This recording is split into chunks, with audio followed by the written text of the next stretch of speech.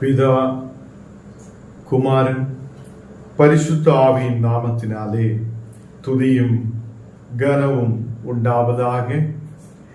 கர்த்தர் தாமே நம்மை ஆசீர்வதித்து வழி நடத்துவார். இந்த நாளுகளில் தேவ பிள்ளைகளை நாம் கூகுள் மீட்டாய் ஒன்று சேர்ந்து தேவனுடைய வார்த்தைகளை கேட்க கர்த்தர் நமக்கு கிருபை செய்திருக்கிறார். அவர் உண்மையான தேவனும் நம்மை ஆசீர்வதிக்கிறவருமாய் நம்மோடு கூட இருக்கிறார். தேவ பிள்ளைகளே, நாம் கண்ணுகளை மூடலாம், செபிக்கலாம். பரிசுத்த பிதாவே, உம்முடைய பாதத்தில் எங்களை அர்ப்பணித்து ஒப்பு கொடுக்கிறேன். தேவனே, நீர் எங்களை ஆசீர்வதிக்கிறவராய், எங்களை வழி நடத்துகிறவராய், எங்களை ஒரு நாளும் பாதுகாக்கிறவராய் கூட இருக்கிறதுக்காக ஸ்தோத்திரம். தேவனே, நீர் எங்களோடு கூட இருக்கிற நல்ல தகப்பன். ஆண்டவரே, நீர் எங்களை நேசித்து இதுவரைக்கும் வழி நடத்தி இருக்கிறதுக்காக ஸ்தோத்திரம். இன்னைக்கு கடந்து வந்திருக்கிற ஓரோ மக்களை நீர் ஆசீர்வதித்து பலப்படுத்தி வழி நடத்துவதற்காக ஸ்தோத்திரம். எல்லா இந்த மக்களையும் நீர் ஆசீர்வதித்து வழி நடத்து. தெய்வீக பிரசனத்தால் நிரப்பும். தேவனே, இன்னைக்கு வார்த்தைகளை கேட்கும் போது விசுவாசம் உண்டாக ஆண்டவரே ஆசீர்வாதங்களை பெற்றுக்கொள்ள சமாதானத்தோடு ஆயிருக்க நீர் கிருபை செய்ததற்காக ஸ்தோத்திரம். எங்களை முற்றிலும் தாழ்த்துகிறேன், அர்ப்பணிக்கிறேன். வர வேண்டிய எல்லா மக்களும் ஏற்ற நேரத்தில் கடந்து வர நீர் கிருபை செய்யும். இயேசுவின் நாமத்தில் தரவிதாவே, ஆமீன், ஆமீன். கர்த்தர் நம்மை ஆசீர்வதித்து வழி நடத்துவார். தேவ பிள்ளைகளே, இந்த நாளுகளில் நாம் தேவனுடைய வார்த்தைகளை தியானித்து வருகிறார். அவர் நம்மை பலப்படுத்தி வழி நடத்துத நல்ல தகப்பன். அவர் நம்மை ஒரு நாளும் வழி நடத்துதவர். அல்லேலூயா. நாம் இந்த நாளுகளில் ஓசானா ஞாயிறாக நாம் கொண்டாடும் போது அநேகர் காலையிலிருந்து ஆலயங்களில் வசனங்களை கேட்டிருக்கிறார். இன்னைக்கு நாம் தியானிக்க விரும்புவது அதே வசனம் தான் நாம் தியானிக்க விரும்புகிறார். சக்கரியா 9ஆம் அதிகாரம் அதிலே 9ஆவது வசனம் நாம் வாசிச்சு கேட்கலாம். சக்கரியா 9ஆம் அதிகாரம் அதிலே 9ஆவது வசனம். சீயோன் குமாரத்தியே, மிகவும் களி கூறு.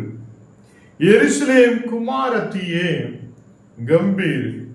இதோ உன் ராஜா உன்னிடத்தில் வருகிறார். அவர் நீதி உள்ளவரும் ரட்சிக்கிறவரும் தாழ்மையுள்ளவரும் கழுதையின் மேலும் கழுத குட்டியாகிய மரியின் மேலும் ஏறி வருகிறவருமாயிருக்கிறார். கர்த்தருடைய பிள்ளைகளே, இயேசு பிறக்குறதுக்கு முன்னவே 500 வருஷங்களுக்கு முன்பே இந்த தீர்க்க தரிசனம் சொல்லப்படுகிறார். அப்போ தேவன் முன்னவே ஒரு திட்டம் வைத்திருந்திருக்கிறது. தீர்க்கதரிசிகளிலூടെ சொல்லப்பட்டிருக்கிற அந்த வார்த்தை இயேசுவிலூടെ நிறைவேற்றப்பட்டிருக்கிறது. அவர் கழுதையின் மேல் ஏறி எருசலேமுக்கு நேராய் கடந்து செல்லும் போது முன்னவே சொல்லப்பட்ட சக்கரியா தீர்க்கதரிசியோடு சொல்லப்பட்டிருக்கிற அந்த வார்த்தைகள் நமக்கு ஒரு மெசியா வருவென்றும் நமக்கு ஒரு இரட்சகர் வருவென்றும் அவர் கழுதையின் மேல் ஏறி வாகனம் ஏறி வருவார் என்றும் 500 வருஷங்களுக்கு முன்பு, இயேசு பிறக்கிறதுக்கும் 500 வருஷங்களுக்கு முன்னவே சொல்லப்பட்டிருக்கிறது. அந்த வசனம் தான் சக்கரியாவில் நாம் வாசிச்சு கேட்கிறோம். பிசி 500 பிசி 520க்குள்ள இந்த வார்த்தை சொல்லப்பட்டிருக்கிறது என்று அநேகம் பைபிள் ஸ்காலர்ஸ் சொல்லப்படுகிறது. தேவ பிள்ளைகளே, அவர் எருசலேமுக்கு நேராய் கடந்து வருகிறது. அல்லேலூயா. நாம் இந்த நாளுகளில் நமக்கு ஒரு பெரிய பாக்கியத்தை தேவன் கொடுத்திருக்கிறது. மேலான எருசலேமை குறித்தும் இந்த உலக பிரகாரமான எருசலேமை குறித்தும் அநேக நாளுகளாய் நாம் தியானித்து வருகிறது. இன்னைக்கு எருசலேமுக்கு நேராய் இயேசு கழுதையின் மேல் வாகனம் ஏறி வருகிறது. கர்த்தருடைய பிள்ளைகளே, நாம் மார்க்கு 11ஆம் அதிகாரம் அதனுடைய 1வது வசனம் வாசிக்கும் போது, அவர்கள் எருசலேமுக்கு சமீபமாய் சேர்ந்து ஒலிவ் மலைக்கு அருகான பெத்பதி பெதானியா என்றும் ஊர்களுக்கு வந்த போது அவர் தம்முடைய சீஷர்களில் 2 பேரை நோக்கி, நீங்கள் பக்கத்திலே ஊருக்கு கடந்து செல்லுங்கள் என்று இயேசு சொல்லுகிறார். கர்த்தருடைய பிள்ளைகளே, இயேசு அந்த 2 சீஷர்களை நோக்கி, நீங்கள் பக்கத்திலே ஊருக்கு கடந்து செல்லுங்கள். அந்த பக்கத்திலே ஊருக்கு கடந்து செல்லும் போது அங்கே கிராமத்தில், அந்த பக்கத்திலே கிராமத்தில் அதை ஒரு கழுதை குட்டி கட்டி இருக்கிறது நீங்கள் காண்பீர்கள் என்று சொல்லுகிறார். கர்த்தருடைய பிள்ளைகளே, இயேசு உயிரோடு இருக்கிறார். அவர் சீஷர்களோடு கூட இருக்கிறார். அவர் சொல்லுகிறார், எனக்கு கொஞ்சம் பக்கத்துல ஊருக்கு போய் அந்த கழுதை குட்டியை கூட்டிட்டு வாருங்கள் என்று சொல்லுகிறார். அல்லேலூயா. அப்போ சக்கரியா தீர்க்கதரிசியில் நாம் வாசிச்சு கேட்டிருக்கிறார், அவர் கழுதையின் மேல் வாகனம் ஏறி வருகிறார், கழுதையின் மேல் ஏறி வருகிறார் என்று நாம் வசனத்தில் பார்த்திருக்கோம். எப்போ சொல்லி இருக்கிறார்? இயேசு பிறக்கிறதுக்கு 500 வருஷங்களுக்கு முன்னாவே. அப்போ கர்த்தருடைய பிள்ளைகளே, இந்த நாளுகளில் இயேசு இந்த கழுதையின் மேல் ஏறும் போது முன்னவே தேவனுடைய தீர்க்க தரிசனங்கள், சக்கரியாவில் சொல்லப்பட்ட தீர்க்க தரிசனங்கள், இப்போ அவர் கழுதையின் மேல் ஏறும் போது அது நிறைவேறப்படுத்ததாய் காணப்படுகிறார். அவருக்கு வேற ஏதாவது குதிரையோ ஆனையோ வேற எது வேணாலும் அவருக்கு செலக்ட் பண்ணி அதுக்கு மேல ஏறி நடக்கலாம். அவர் கழுதையின் மேல் ஏறுறதுக்கு காரணம், முன்னவே தேவனுடைய வார்த்தை, மெசியா வருவார், அவர் நம்மை ரட்சிப்பதற்காக வரும்போது அவர் கழுதையின் மேல் ஏறி வருவார் என்று சக்கரியாவில் சொல்லப்பட்டார். அந்த தீர்க்க தரிசனங்களை நிறைவேறுவதற்காக இயேசு அந்த கழுதையை கொண்டு வர சொல்லி இருக்கிறது. 2வது வசனம் வாசிக்கும் போது, உங்களுக்கு எதிரே இருக்கிற கிராமத்துக்கு போங்கள், அதில் பிரவேசித்த உடனே மனுஷன் ஒருவர் ஒரு காலமும் ஏறிடாத ஒரு கழுதைக்குட்டி கட்டி இருக்கிறது காண்பீர்கள், அதை அவிழ்த்து கொண்டு வாருங்கள் என்று சொல்லுகிறார். கர்த்தருடைய பிள்ளைகளை, ஒரு காலமும் ஒருவனும் ஏறாத ஒரு கழுதை. அப்போ இயேசு யாரோ ஏறி உட்கார்ந்த ஒரு கழுதையின் மேல் அல்ல ஏறியது. அங்கே சொல்லப்படுகிறார், ஒருவரும் ஒரு காலமும் ஏறிடாத கழுதை குட்டி. அப்போ அதை அவிழ்த்து கொண்டு வாருங்கள் என்று இந்த 2 சீஷர்களோடும் சொல்லப்படுகிறது.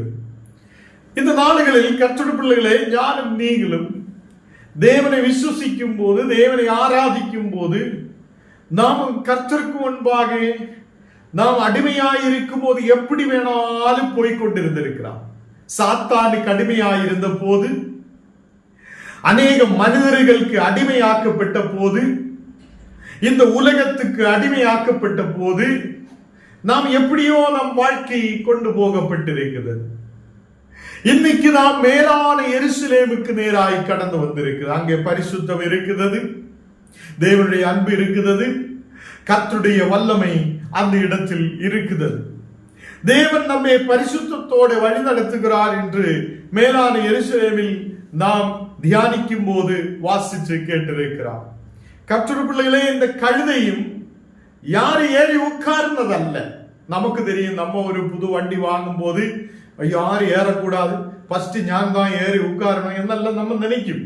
ஒரு வண்டி வாங்கும் போது நமக்கு நல்ல வண்டி கிடைக்கணும், நல்லா இருக்கணும் என்னெல்லாம் நம்ம நினைக்கும். இதே மாதிரி இங்கே இயேசு சொல்லுகிறார், யாரும் ஏறாது, ஒருவனும் அதன் மேல் ஏறி உட்காராது, ஒரு காலமும் அதை யூஸ் பண்ணாத, யாரும் ஏறி உட்காராத ஒரு கழுதைக்குட்டி அந்த இடத்தில் இருக்கிறது. 3வது வசனம் வாசிக்கும் போது, மார்க்கு 11ஆம் அதிகாரம் 3 வசனம் வாசிக்கும்போது, ஏன் இப்படி செய்கிறீர்கள் என்று ஒருவன் உங்களிடத்தில் கேட்டால் இது ஆண்டவருக்கு வேண்டும் என்று சொல்லுங்கள். அப்போ இந்த 2 சீஷர்களோடு இயேசு சொல்லுகிறார், நீ போய் இதை அவுத்து கொண்டு வரும்போது, இப்போ உங்க வீட்டிலே ஒரு மாடு நிக்குது என்றால் அந்த மாடை யாராவது ஒன்று அவுத்தா நம்ம என்ன செய்யும்? நீ அவுத்துட்டு போடா என்று சொல்லுமா? இல்ல. அந்த எதுக்காக இந்த மாடை அவுக்குறார் என்று கேட்கும். அதே மாதிரி இந்த கழுதை குட்டியை அவுக்கும் போது அங்க நின்ற சிலர் வந்து கேட்கிறார், ஏன் இதை அவுக்கிறார் என்று கேட்கும் போது இயேசு முன்னவே சொல்லி அனுப்பி இருக்கிறார், அப்படியா அந்த கழுதை குட்டியை அவுக்கும் பொழுது யாராவது ஏதாவது கேட்டால் இது ஆண்டவருக்கு வேண்டும் என்று சொல்லுங்கள் என்றார். கர்த்தருடைய பிள்ளைகளே, நிறைவேற்றி ஆண்டவர் நம்மை கூப்பிட்டு இருக்கிறார். நிறைவேற்றி ஆண்டவருக்கு உன்னை தேவை தேவை தேவை என்று சொல்லி அநேக ஊழியக்காரர்களால் சொல்லப்பட்டிட்டும் இதுவரைக்கும் கர்த்தருக்காக பயன்படாமல் இருக்குது அநேகர் உண்டு. இதுவரைக்கும் தேவனுக்காக நிற்க முடியாது இருக்குது அநேகர் உண்டு. கர்த்தருடைய பிள்ளைகளே, உங்களிடத்தில் கர்த்தர் உங்களை கூப்பிடும் போது, உங்களை ஆண்டவருக்கு தேவை என்று சொல்லப்படும் போது, நீங்க அவருக்காக எழுப்பி நிற்கிற பிள்ளைகளாய் காணப்படும். இங்கே அந்த இயேசு சொல்லுகிறார், அந்த கழுதை அவுக்கும் போது யாரு கேட்டாலும் இது ஆண்டவருக்கு வேண்டும் என்று சொல்லுங்கள், உடனே அதை இவ்விடத்துக்கு அனுப்பி விடுவான் என்று சொல்லி இயேசு முன்னவே அனுப்பி விடுகிறார்.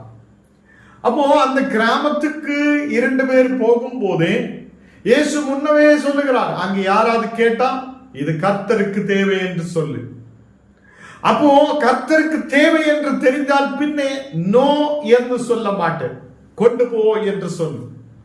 இன்னைக்கு உன்னுடைய குடும்பத்தில் ஏதாவது ஒரு பிள்ளையை கர்த்தர் அழைக்கும் போது நீ கர்த்தருக்காக வா என்று சொல்லும் போது நம்ம நோ என்று சொல்லு. போகாதே, ஊழியத்துக்கு போகாதே, தேவனுக்காக நிக்காதே, எதுக்கு போனோம், எதுக்கு கர்த்தருக்காக செய்யணும் என்று கேட்கிற அநேகர் உண்டு. தேவனுக்கு தேவை என்று ஒருவனை கூப்பிட்டால் நீ அப்படியே மறுதலிக்காமல் கடந்து செல்லணும். யாரும் தடைப்படுத்த கூடாது, நீ போ என்று சொல்லி அனுப்பிவிடணும். அல்லேலூயா.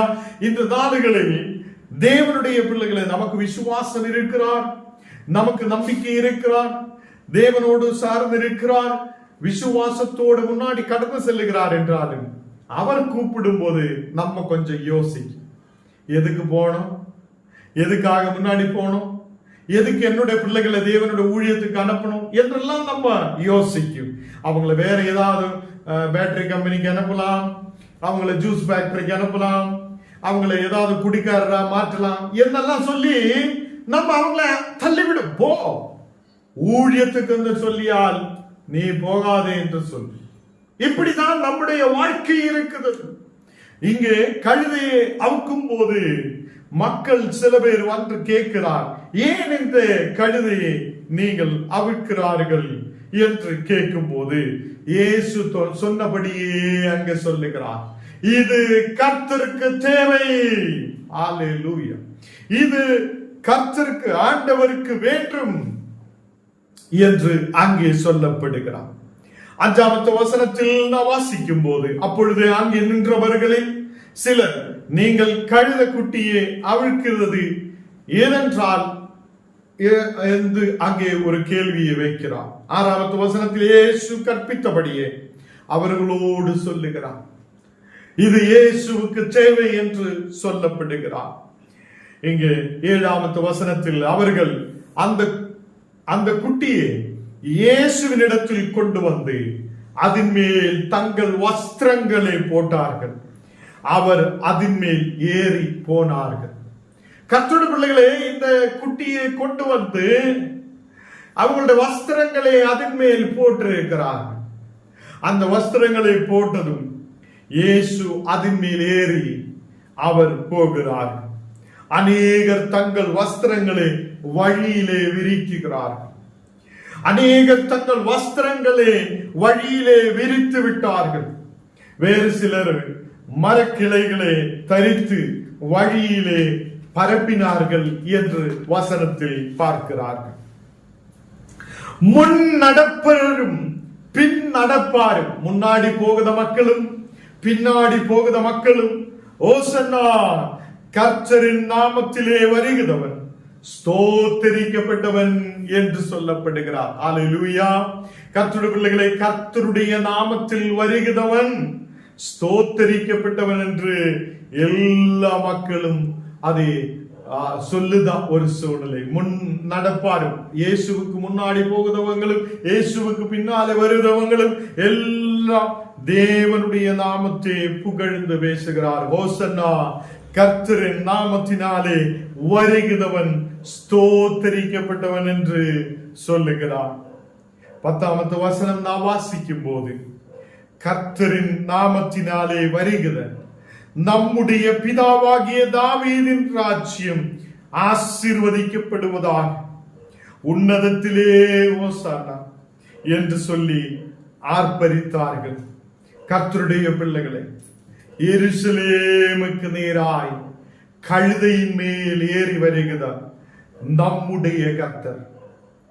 அப்போ நிறைய பேர் சொல்லுவோம், கழுதையின் மேல் எதுக்காக ஏறி இருக்கிறோம், அவர் கழுதையை எதுக்காக பயன்படுத்தி இருக்கிறார் என்று கேட்டால், முன்னவே சொல்லப்பட்ட வார்த்தை, முன்னவே சொல்லப்பட்ட தீர்க்க தரிசனங்கள் அது நிறைவேறுவதற்காக, அது நிறைவேறுவதற்காக இயேசு இப்படி செய்திருக்கிறார்.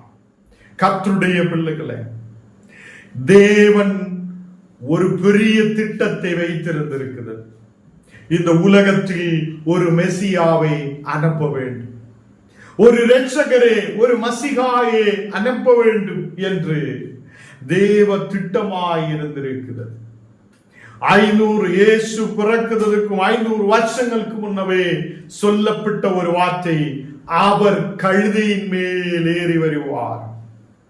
அதே மாதிரி இயேசு இந்த உலகத்தில் கழுதையின் மேல் ஏறி எருசலேமுக்கு நேராய் கடந்து வருகிறது.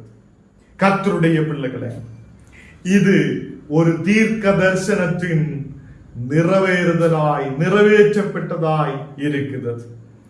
அதை எல்லாவரும் உன்னதத்திலே ஓசானா என்று சொல்லி ஆர்ப்பரித்தார்கள் என்று காணப்படுகிறார். தேவ பிள்ளைகளே, அவர் நம்முடைய ராஜாவும், அவர் நம்முடைய இடத்திலேக்கு கடந்து வருகிறார். அவர் நமக்கு ரட்சிப்பை கொடுக்கிறவராய் இருக்கிறார். இந்த ராத்திரி வேளையில் யாரெல்லாம் சொல்லுதோ, ஆண்டவரே எனக்கு ஒரு ரட்சிப்பு தேவை, எனக்கு ஒரு விடுதல் தேவை, நான் அடிமையாக்கப்பட்டவராய் இருக்கிறோம், தேவனை அடிமையாக்கப்பட்ட இடத்திலிருந்து என்னை விடுவிக்குங்க என்று சொல்லி நாம் ஜெபிக்கும் போது நமக்கு ஒரு விடுதல் உண்டு. பாவத்திலிருந்து ஒரு விடுதல், அடிமையாக்கப்பட்ட இடத்திலிருந்து ஒரு விடுதல், சாத்தானுடைய கிரியைகளிலிருந்து ஒரு விடுதல், வியாதிகளில் இருந்து ஒரு விடுதல் தேவன் நமக்கு கொடுக்கிறது. அவர் தாழ்மையுள்ளவராயிருக்கிற தேவன். அவர் கழுதையின் மேல் ஏறி வருகிறார். கர்த்தருடைய பிள்ளைகளே, ஹோசன்னா, கர்த்தரின் நாமத்தினாலே வருகிறவர் ஸ்தோத்தரிக்கப்பட்டவர். எல்லாரும் சொல்லட்டும், ஹோசன்னா, கர்த்தரின் நாமத்தினாலே வருகிறவர் ஸ்தோத்தரிக்கப்பட்டவர். கர்த்தருடைய பிள்ளைகளே, அவர் நம்மை மேலான எருசலேமுக்கு நேராய் கொண்டு வருவதற்காக அவர் கழுதையின் மேல் ஏறி அப்படி எருசலேமுக்கு நேராய் வருகிறது. இந்த ராத்திரி வேளை நம்மை தாமே ஒப்பு கொடுக்கலாம். எல்லாவரும் கண்ணுகளை மூடலாம். நாம் ஜெபிக்கிறதுக்காக கடந்து செல்லலாம். தேவன் நம் வாழ்க்கையில் பெரிய காரியத்தை செய்வார். தேவன் நமக்கு பெரிய அற்புதத்தை செய்தவராய் நம்மோடு கூட இருக்கிறது. அவர் நம்மை ஆசீர்வதிக்கிற தேவன். அவர் நம்மை பலப்படுத்தி வழி நடத்துத தேவன். இந்த ராத்திரி வேளை தேவனுடைய வார்த்தை நாம் கேட்டிருக்கிறது. அவர் நமக்கு ஆக ஆசீர்வாதத்தை கொடுக்கிறவர், நம்மை பலப்படுத்துதவர், நமக்கு நம்முடைய தேவைகளை சந்திக்கிறவருமாய் இருக்கிறார். இந்த ராத்திரி வேளைയിൽ എല്ലാവരും ഒപ്പുകൊടുക്കട്ടെ. தேவனே, ഞാൻ ഒപ്പുകൊടുக்கிறேன், എന്നെയേ അർപ്പണിக்கிறேன். ദൈവമേ, എന്നെയേ നിന്റെ കരത്തിൽ സമർപ്പിക്കുന്നു എന്ന് പറയട്ടെ. ദൈവമേ, എന്നെ உன்னுடைய கரத்திலே ஒப்புக்கொடுக்கிறேன் என்று சொல்லட்டும். கல்வாரி அன்பை எண்ணிடும் வேளை கண்கள் காலங்கிடுதே. கர்த்தாவும் பாடுகள் இப்போதும் நினைத்தால் நெஞ்சம் நெகிழ்ந்திடுதே. கர்த்தாவும் பாடுகள் இப்போதும் நினைத்தால் நெஞ்சம் நெகிழ்ந்திடுதே. கல்வாரி அன்பை எண்ணிடும் வேளை கண்கள் காலங்கிடுதே. கர்த்தாவும் பாடுகள் இப்போதும் நினைத்தால் நெஞ்சம் நெகிழ்ந்திடுதே. கர்த்தாவும் பாடுகள் இப்போதும் நினைத்தால் நெஞ்சம் நெகிழ்ந்திடுதே. தேவனே, பரிசுத்த பிதாவே, இந்த நாடுகளில் அப்பா நீர் இந்த உலகத்தில் வந்தது, இந்த உலகத்தில் உயிரோடு இருந்தது, எங்களுக்காக பாடுபட்டது ஆண்டவரே நாங்கள் நினைவு கூர்ந்த நாளுகளாய் இருக்கும் போது தேவனே, அநேக வருஷங்களுக்கு முன்பாக தீர்க்கதரிசிகளால் சொல்லப்பட்ட காரியங்கள் இந்த நாளுகளில் நிறைவேறப்பட்டதை குறித்து தியானிக்க நீர் கிருபை செய்ததற்காக ஸ்தோத்திரம். தேவனே, நீர் உண்மையுள்ளவராய், தாழ்மையுள்ளவராய், இரட்சிப்பை கொடுக்கிறவராய் எங்களோடு கூட இருக்கிறதுக்காக ஸ்தோத்திரம். இந்த ராத்திரி வேளையில் அப்பா கடந்து வந்திருக்கிற ஓரோ மக்களையும் நீர் ஆசீர்வதித்து பலப்படுத்துவதற்காக ஸ்தோத்திரம். எல்லா மக்களுடைய குடும்பங்களிலும் உம்முடைய தெய்வீக பிரசனம் இறங்கி வருவதற்காக ஸ்தோத்திரம். குடும்ப சமாதானம் உண்டாக, குடும்பத்தில் மகிழ்ச்சியும் சந்தோஷமும் உண்டாக தேவனே நீர் கிருபை செய்ததற்காக ஸ்தோத்திரம். இந்த நாடுகளில் அநேகர் வியாதியோட, பலவீனதையோட, கண்ணீரோட, பாரத்தோடு இருக்கும் போது தேவனே ஒரு விடுதலை கொண்டு நிரப்பி இந்த மக்களை ஆசீர்வதிக்கிறதுக்காக ஸ்தோத்திரம். இந்த ராத்திரி வேளையில் எல்லா குடும்பங்களையும் உடைய கரத்தில் ஒப்பு கொடுக்கிறேன். கட பிரச்சனைகளோடு அநேக ஆயிரங்களாயிருக்கிறார். தேவனே ஒரு விடுதலை கொண்டு நிரப்பும். கட பிரச்சனைகளில் ஒரு விடுதலை உண்டாகட்டும். வழியும் வாசலும் திறக்கப்படட்டும். ஆவிக்குரிய ஆசீர்வாதங்களுக்காக ஜெபிக்கிற மக்கள் உண்டு. தேவனே ஒரு நல்ல விடுதலையை கொண்டு நிரப்புதற்காக ஸ்தோத்திரம். உம்முடைய பரிசுத்த ஆவி ஒரு மக்கள் மேல் ஊற்றப்படுதற்காக ஸ்தோத்திரம். ஆண்டவரே, இந்த நாளுகள் உம்முடைய வார்த்தைகளை தியானிக்க நீர் கிருபை செய்தீரே.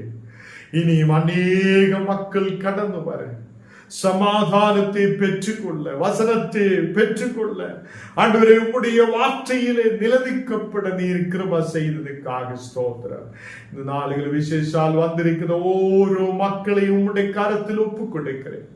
அநேக ஜப விண்ணப்பங்கள் சொல்லி இருக்கிறார். எல்லா ஜப விண்ணப்பங்களை உம்முடைய கரத்தில் ஒப்புக் கொடுத்து ஜெபிக்கிறேன். வழிகள் திறக்கப்படட்டும், விடுதல் உண்டாகப்படட்டும், பலவீனதைகள் மாற்றப்படட்டும். எங்களை முற்றிலும் தாழ்த்துகிறேன், அர்ப்பணிக்கிறேன் இயேசுவின் நாமத்தில் தன் பிதாவே, ஆமென். என் ஆத்மாவே கர்த்தரே ஸ்தோத்திரி, என் முழு உள்ளமே பரிசுத்த நாமத்தை ஸ்தோத்திரி. என் ஆத்மாவே கர்த்தரே ஸ்தோத்திரி, கர்த்தர் செய்த சகல உபகாரங்களும் மறவாதே. ஆமென்.